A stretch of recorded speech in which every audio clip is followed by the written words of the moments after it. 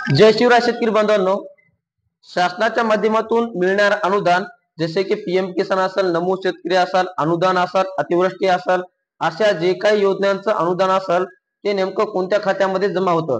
तसेच इतरही विचार करायला गेलं तुमचं ठिबक असेल, तुषार असेल यांची सबसिडी असेल, ट्रॅक्टरची सबसिडी असेल, कडबाकुटीची सबसिडी असेल, अशा जे काही सरकारी योजना असेल तर त्यांचं अनुदान हे नेमकं कोण्या खात्यामध्ये पडतं। तर याच्यासाठी बरेच शेतकरी परेशान असतात।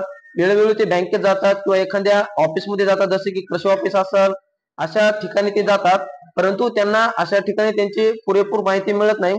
अशी माहिती न मिळाल्यामुळे शेतकरी हा निराश होतो व तो त्या पैशाचे जे काही अनुदानाचे तो पूर्ण त्याची आशा सोडून देतो।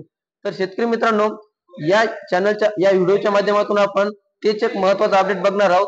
नेमकं हे शासकीय अनुदान कोणत्या खात्यामध्ये जातं। तर आता याच्यामध्ये सर्वात महत्त्वाचं म्हणजे पाहायला गेलं तर जे काही आधार बँक सेटिंग अर्थात तुमचं आधार संलग्न जे खातं आहे तर त्याच खात्यामध्ये तुमचं शासकीय पूर्ण अनुदान जमा होत असतं। असं नाही की तुमचं पीक विमा अलग, नमो शेतकरी अलग, पीक विमा अलग किंवा पीएम किसान अलग, असं काही होत नाही। सरळ जे तुमचं आधार बँक लिंक खातं आहे त्या खात्यामध्ये तुमचं अनुदान जमा होत असतं।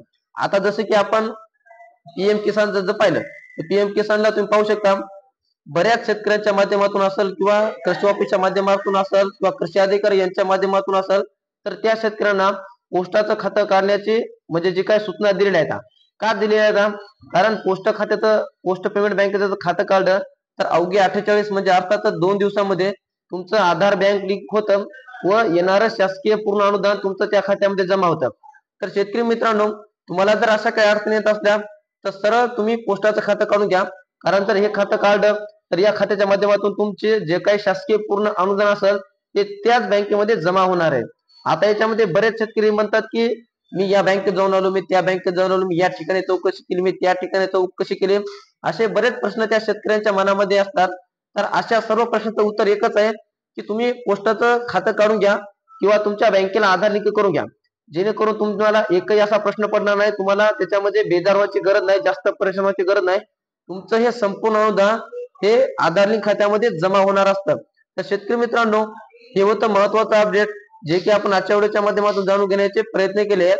याच्यानंतर या अनुदानामध्ये सुद्धा नेमकं कुठं काय काय नाही, तर अशा काही तुमच्या अडचणी असतील तर ही आम्हाला कमेंटच्या माध्यमातून नक्की कळवा, जेणेकरून आम्ही तुम्हाला त्याचं पूर्णपणे व पूर्ण माहिती देण्याचे प्रयत्न करूयात।